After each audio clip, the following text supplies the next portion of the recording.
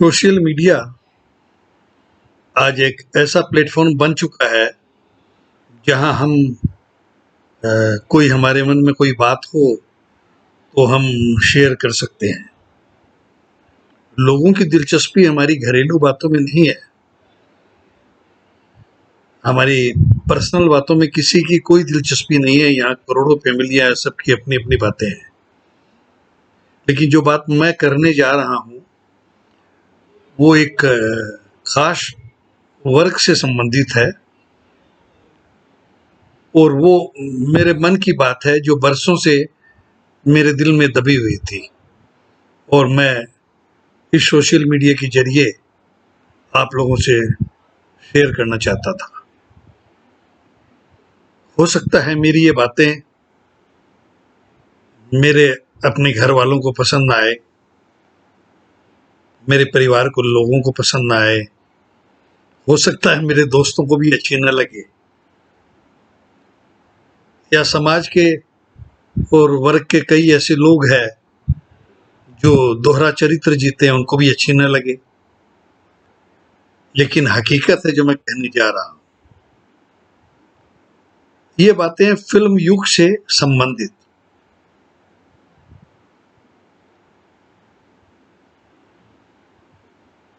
मैंने हमेशा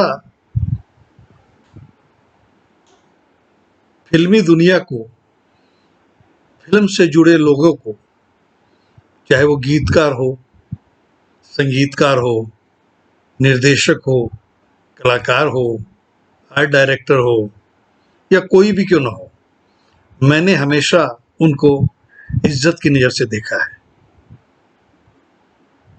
मैंने हमेशा लोगों को, अच्छे अच्छे लोगों को, संपन्न लोगों को बड़े घमंड के साथ फोटो दिखाते हुए भी देखा है कि देखो ये हमारी सलमान भाई के साथ फोटो, ये हमारी दिलीप साहब के साथ फोटो। मैं वहां सनी देओल से मिला था, उस पार्टी में वो आया था, मेरे घर के सामने वो रहता है, मेरे घर के पिछवाड़े वो रहता है, बड़े घमंड से कहते हैं। और जब हम कभी किसी अपनी शादी या समारोह में उन्हें इनवाइट करते हैं और वो आ जाते हैं, चाहे पेमेंट लेकर ही क्यों ना आए, तो हम अपने सारे मेहमानों को छोड़कर उनकी खातिरदारी में लग जाते हैं। लेकिन जब हम महफिल में बैठते हैं अपने दोस्तों के साथ, रिश्तेदारों के साथ, तो हम कहते हैं ये साले फिल्म वाले। क्यों भाई, क्या हो गया? तेरी कौन सी भैंस खोल के ले गया फिल्म वाला? क्या मतलब हुआ इसका? ये साले फिल्म वाले क्या है? क्या बिगाड़ दिया इसने तुम्हारा?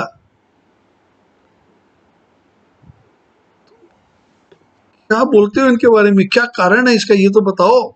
ये साले फिल्म वाले क्या मतलब हुआ इसका? कोई जवाब नहीं। मैं देता हूं इसका जवाब। इसका जवाब मेरे पास है। ये उनका कॉम्प्लेक्स है, इंफीरियरिटी कॉम्प्लेक्स, हीन भावना।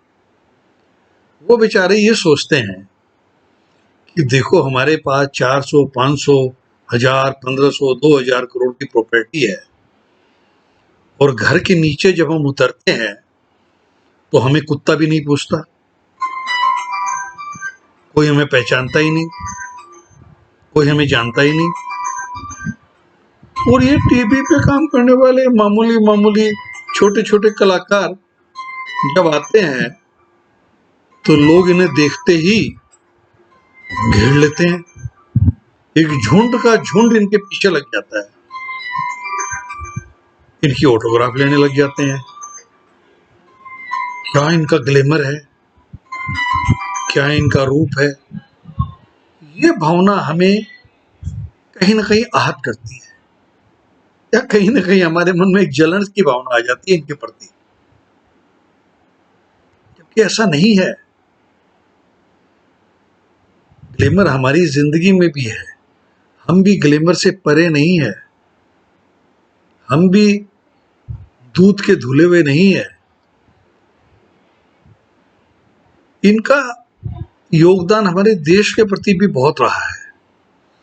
हिंदुस्तान में जब कभी भी कोई इंसानी मसला या मरहला दरपेश आया, जब कभी भी कोई आसमानी आफत, जब कभी भी हिंदुस्तान में कोई ऐसी तकलीफ आई, मुल्क के ऊपर कभी कोई ऐसी आफत आई, इस इंडस्ट्री के मुख्तलिफ ग्रोहों ने आगे बढ़कर हमेशा शारीरिक, आर्थिक, मानसिक रूप में देशवासियों का, सरकार का साथ दिया है। तरह तरह के म्यूजिकल कॉन्सर्ट पेश किए, तरह तरह के खेल प्रतियोगिता की, अपने पास से फंडिंग की, उन प्रतियोगिताओं से जो पैसे आए वो देश की सेवा में अर्पण किए। दत्त साहब जैसा इंसान पंजाब में जब आतंक का साया था, उस जमाने में अपनी मासूम बच्ची प्रिया को लेकर पैदल पद यात्रा पे निकल गए। उस जमाने में निकल गए जब बड़े बड़े लीडर भी पंजाब छोड़ के भागने लगे थे। हजारों मील की उन्होंने पैदल यात्रा की, अपने घुटने खराब कर बैठे, जो अंत तक रहे। नेफा बॉर्डर पर जाकर फौजियों का मनोरंजन किया, अच्छे अच्छे के म्यूजिकल ग्रुप्स लेके गए, कितने बिजनेसमैन गए। ये तो हुई एक बात। दूसरी, ये इंडस्ट्री हमें कई मुल्कों के साथ जोड़ती है, अपने ही देश में कई लोगों के साथ जोड़ती है, देश से बाहर, चाहे अमेरिका हो, लंदन हो, यूरोप हो, रसिया हो, जर्मनी हो, हर देश से ये हमें जोड़ती है इंडस्ट्री। सरकार को ये कितना रेवेन्यू देती है जिसका कोई हिसाब नहीं। और तीसरा, भाईचारा।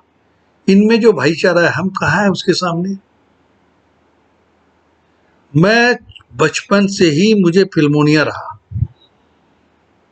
मैंने बचपन से ही मैगजीन्स पढ़ी, नवचित्रपट, चित्रलेखा, युग छाया, रंगभूमि, मेनका, सुषमा, न जाने कितनी मैगजीन्स।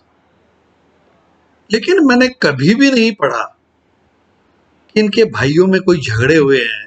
बल्कि 7 साल मुंबई के अंदर मैं कई अच्छे अच्छे कलाकारों के नजदीक भी रहा। अब मैं आपको उदाहरण देता हूँ राज कपूर साहब का। ये 3 भाई थे, राज कपूर, शम्मी कपूर, शशि कपूर। मैंने कभी सुना नहीं इन लोगों में कभी आपस में झगड़ा हुआ है या मन मुटाव हुआ है या गाली गलौज हुआ है ना, जबकि तीनों की लाइन एक। मैंने कभी नहीं सुना देवानंद, विजय आनंद, चेतन आनंद में कोई झगड़ा हुआ है प्रॉपर्टी को लेकर या फिल्मों को लेकर, नहीं। यहाँ तक कि फिरोज खान, जो थोड़े बहुत दबंग किस्म के इंसान थे, कुछ गुस्सेल भी थे, लेकिन उनमें भी संजय खान, अकबर खान और फिरोज खान में मैंने कभी नहीं सुना झगड़ा हुआ है। अशोक कुमार, अनूप कुमार, किशोर कुमार, न जाने कितने ही है। दिलीप साहब ने अपने 9-9, 10-10 भाइयों की बहनों की परवरिश की, अपने खर्चे से उन्हें मुनासिब इंसान बनाया, उन्हें तालीम दिलवाई। पता नहीं हमें क्या बीमारी है इनकी बुराइयां करने की। एक भिखारी की लड़की को सलीम खान अपने घर ले आते हैं उठाकर, अपने बेटों को इंस्ट्रक्शन देते हैं कि तुम्हारी बहन है, और वो करोड़ों रुपया लगा के उसकी शादी करते हैं। और हमको गाली देने से फुर्सत ही नहीं मिलती। रफी साहब है, जो हर 2 तारीख को मनी ऑर्डर रुपया लोगों के घर पहुंच जाता था। 250-300 लोगों की लिस्ट बनी हुई थी, पूरी इंडस्ट्री को मालूम है इस बात का। लेकिन हम है कि हमें इसको गाली देने से फुर्सत नहीं मिलती। क्या वजह है?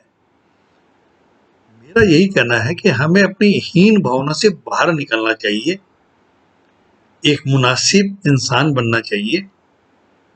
बिना वजह हम किसी को कोसना शुरू कर देते हैं। कोई कारण तो हो कोसने का। आप उनकी प्रसिद्धि और शोहरत से जलते हो, ये तो कोई कारण नहीं हुआ। आप कुछ अच्छे काम करो, जैसे भी सोनू सूद ने किया, एक अच्छा काम किया, पॉपुलर आप भी करो। आपको किसने रोका? क्या 2-4 करोड़ रुपया आप खर्च नहीं कर सकते थे? आप भी जाते, ट्रक आप भी लेके जाते, लोगों को भेजते उनके गांव में, आप भी प्रसिद्ध हो जाते, लोग आपकी भी ऑटोग्राफ लेना शुरू कर देते, आप हीरो बन जाते। लेकिन आप ये नहीं कर सकते हो, आप इनकी निंदा कर सकते हो सिर्फ। दत्त साहब ने जब टॉप के हीरो थे, अपने भाई सोम दत्त को गांव से बुलवाया और अपनी फिल्म अजंता आर्ट्स की फिल्म मन का मीत में लीना जी के साथ हीरो बनाया, जिसमें विनोद खन्ना की भी लॉन्चिंग हुई थी। ये इत्तेफाक है, वो आगे नहीं चल पाए। आज कौन भाई किसकी मदद करता है? मैं ऐसे कई भाइयों की जानता हूँ जो ऐशो आराम की जिंदगी व्यतीत करते हैं और अपने भाई को पूछते ही नहीं, चाहे वो छोटा हो या बड़ा हो, और कहीं ना कहीं उसकी टांग खींचने में लगे रहते हैं। हम तो इन लोगों के आसपास भी नहीं है, कहीं भी नहीं है। ये बहुत ऊंचे लोग हैं। साउथ में तो कलाकारों के लोगों ने मंदिर बनवा रखे हैं, लोगों के हीरो हीरोइनों के वहां मंदिर बने हुए हैं। लेकिन हमें तो गाली देने से फुर्सत ही नहीं मिल रही, हम करें क्या? इस गंदी मानसिकता को अपने से दूर भगाइए, इंसान बनिए और इंसानों की इज्जत करना सीखिए। मेरी बात से अगर कोई आहत हुआ हो तो मैं हाथ जोड़ के उनसे माफी मांगता हूं। प्रणाम।